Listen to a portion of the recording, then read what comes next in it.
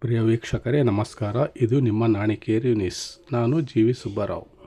ವಿಜಯನಗರ ಜಿಲ್ಲೆ ಜಿ. ನಾಗಲಾಪುರ ಗ್ರಾಮದ ಶ್ರೀ ಗುರು ಒಪ್ಪತ್ತೇಶ್ವರ ಮಠದಲ್ಲಿ ಮೃಗಶಿರ ಮಳೆ ಸೇರುವ ವೇಳೆ ನೂರಾರು ಅಸ್ತಮ ರೋಗಿಗಳಿಗೆ